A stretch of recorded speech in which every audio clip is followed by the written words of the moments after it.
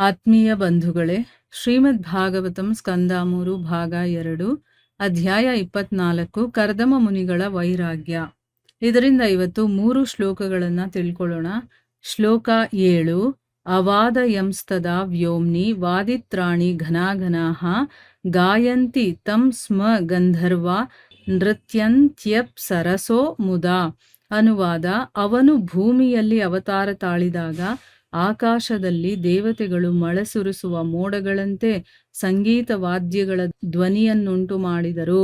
ದೇವ ಗಾಯಕರಾದ ಗಂಧರ್ವರು ಭಗವಂತನ ಮಹಿಮೆಗಳನ್ನು ಹಾಡಿದರು ಮತ್ತು ಅಪ್ಸರೆಯರು ಆನಂದ ತನ್ಮಯರಾಗಿ ನರ್ತಿಸಿದರು. ಶ್ಲೋಕ 8. ಪೇತು ಸುಮನಸೋ ದಿವ್ಯಾ ಕೇಚರೈರಪವರ್ಜಿತಾಃ ಪ್ರಸೇದುಶ್ಚ ದಿಶಃ ಸರ್ವಾ ಅಂಬಾಂಸಿ ಚ ಮನಾಂಸಿ ಚ. ಅನುವಾದ: ಭಗವಂತನ ಅವತಾರದ ವೇಳೆಯಲ್ಲಿ ದೇವತೆಗಳು ಆಕಾಶದಲ್ಲಿ ತಡೆಯಿಲ್ಲದೆ ಸಂಚರಿಸುತ್ತಾ ಹೂಮಳೆಗರೆದರು.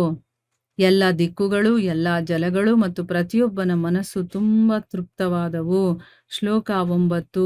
ತತ್ಕರ್ದಮಾಶ್ರಮಪದಂ ಸರಸ್ವತ್ಯಾ ಪರಿಶ್ರಿತಂ ಸ್ವಯಂಭೂ ಸಾಕಂ ಋಷಿಭಿರ್ಮರೀಚ್ಯಾದಿಭಿರಭ್ಯಯಾತ್.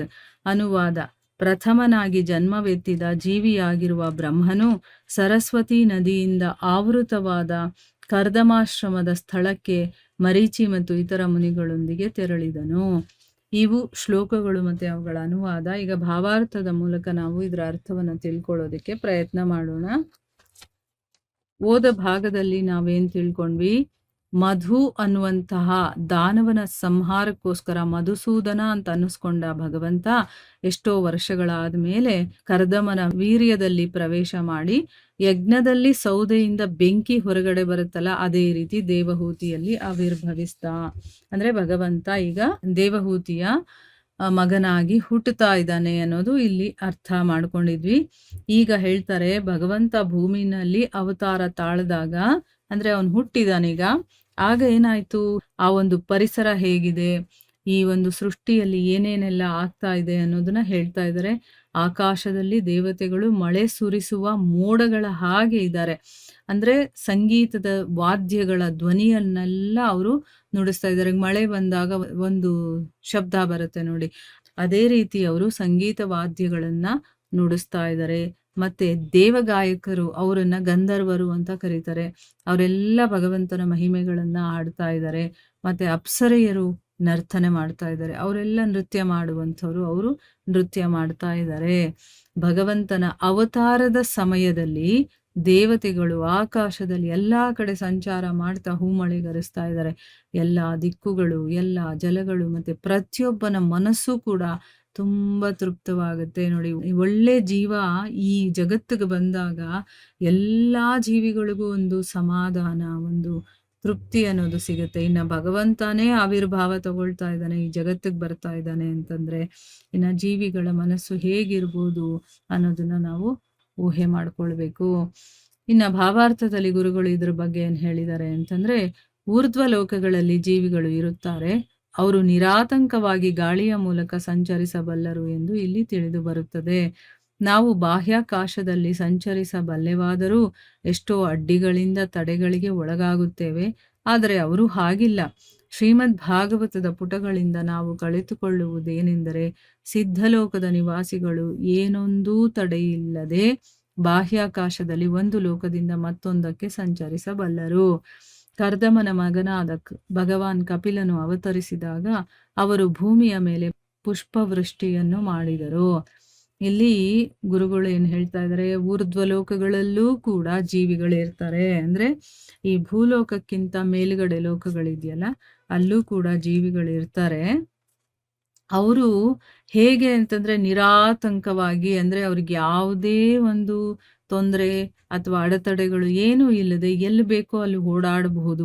ಆ ಗಾಳಿನಲ್ಲಿ ಅವರು ಅಲ್ಲಿಂದ ಇಲ್ಲಿಗೆ ಸಂಚಾರ ಮಾಡಬಹುದು ಅನ್ನೋದು ನಮ್ಗೆ ಇಲ್ಲಿಂದ ಗೊತ್ತಾಗುತ್ತೆ. ಈಗ ನಾವು ಕೂಡ ಬಾಹ್ಯಾಕಾಶದಲ್ಲಿ ಸಂಚಾರ ಮಾಡ್ತೀವಿ. ಈಗ ಏರೋಪ್ಲೇನು, ಹೆಲಿಕಾಪ್ಟರ್ ಅಥವಾ ಉಪಗ್ರಹಗಳು ಇದೆಲ್ಲ ಯೂಸ್ ಮಾಡಿಕೊಂಡು ನಾವು ಬಾಹ್ಯಾಕಾಶದಲ್ಲಿ ಸಂಚಾರ ಮಾಡ್ತೀವಿ. ಆದರೆ ಅಲ್ಲಿ ನಮಗೆ ಎಷ್ಟೊಂದು ಅಡ್ಡಿಗಳಿರುತ್ತೆ, ಅಡೆತಡೆಗಳಿರುತ್ತೆ ಅಲ್ವಾ? ಆದರೆ ಅವ್ರಿಗೆ ಹಾಗಿರೋದಿಲ್ಲ. ಶ್ರೀಮದ್ ಭಾಗವತದಿಂದ ನಮಗೆ ಗೊತ್ತಾಗೋದು ಏನಪ್ಪ ಅಂತಂದ್ರೆ, ಸಿದ್ಧಲೋಕದ ನಿವಾಸಿಗಳು ಏನೂ ತಡೆಯಿಲ್ಲದೆ ಬಾಹ್ಯಾಕಾಶದಲ್ಲಿ ಅವರು ಒಂದು ಲೋಕದಿಂದ ಇನ್ನೊಂದು ಲೋಕಕ್ಕೆ ಆರಾಮಾಗಿ ಸಂಚಾರ ಮಾಡಬಹುದು ಅಂತ.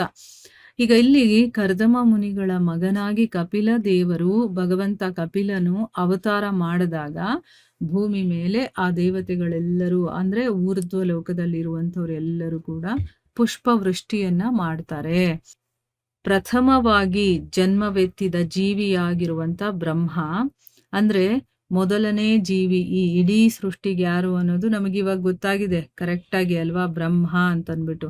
ಬ್ರಹ್ಮ ಸರಸ್ವತಿ ನದಿಯಿಂದ ಆವೃತವಾದಂತಹ ಕರ್ದಮಾಶ್ರಮದ ಸ್ಥಳಕ್ಕೆ ಮರೀಚಿ ಮತ್ತೆ ಇನ್ನೂ ಬೇರೆ ಮುನಿಗಳ ಜೊತೆ ಅಲ್ಲಿಗೆ ಬರ್ತಾರೆ. ಈಗ ಭಾವಾರ್ಥದಲ್ಲಿ ಗುರುಗಳು ಇದ್ರ ಬಗ್ಗೆ ಏನ್ ಹೇಳಿದ್ದಾರೆ ಅಂತ ತಿಳ್ಕೊಳ್ಳೋಣ. ಬ್ರಹ್ಮನು ಯಾವ ಭೌತಿಕ ತಂದೆ ತಾಯಿಗಳಿಂದಲೂ ಜನಿಸಿದವನಲ್ಲವಾದುದರಿಂದ ಸ್ವಯಂಭೂ ಎನಿಸುವನು. ಅವನು ಮೊದಲನೆಯ ಜೀವಿಯಾಗಿರುವನು ಮತ್ತು ಅವನು ದೇವೋತ್ತಮ ಪರಮಪುರುಷನಾದ ಗರ್ಭೋದಕಶಾಹಿ ವಿಷ್ಣುವಿನ ನಾಭಿ ಕಮಲದಿಂದ ಹುಟ್ಟಿದವನು. ಆದುದರಿಂದ ಅವನನ್ನು ಸ್ವಯಂಭೂ ಎಂದು ಕರೆಯಲಾಗಿದೆ. ಇಲ್ಲಿ ಬ್ರಹ್ಮನ ಬಗ್ಗೆ ಗುರುಗಳು ಹೇಳ್ತಾ ಇದ್ದಾರೆ. ಬ್ರಹ್ಮ ನಮ್ಮ ಹಾಗೆ ಯಾವುದೇ ಭೌತಿಕ ತಂದೆ ತಾಯಿಯಿಂದ ಹುಟ್ಟಿರೋನು ಅಲ್ಲ. ಅದಕ್ಕೋಸ್ಕರ ಅವನನ್ನ ಸ್ವಯಂಭೂ ಅಂತ ಕರೀತಾರೆ. ಅವನು ಎಲ್ಲಾ ಜೀವಿಗಳಿಗೂ ಮೊದಲ ಜೀವಿ. ಅವನೇ ಮೊದಲು ಈ ಜಗತ್ತಿಗೆ ಬಂದಿರುವಂಥವನು. ಅವನು ಎಲ್ಲಿಂದ ಬಂದ ಅಂತಂದ್ರೆ ಭಗವಂತನ ಅಂದ್ರೆ ಯಾರು? ಗರ್ಭೋದಕಶಾಹಿ ವಿಷ್ಣು ಇದಾನಲ್ಲ, ಅವನ ನಾಭಿ ಕಮಲದಿಂದ ಹುಟ್ಟಿರುವಂಥವನು. ಅದಕ್ಕೆ ಅವನನ್ನ ಸ್ವಯಂಭೂ ಅಂತ ಕರೆದಿರೋದು. ಅವನು ನಮ್ಮ ಹಾಗೇನೆ ತಂದೆ ತಾಯಿಗಳಿಂದ ಹುಟ್ಟಿರುವಂಥವನಲ್ಲ ಅನ್ನೋದು ಇದರ ಅರ್ಥ. ಸೊ ಇಲ್ಲಿಗೆ ನಾವು ನಿಲ್ಸೋಣ. ಹರೇ ಕೃಷ್ಣ.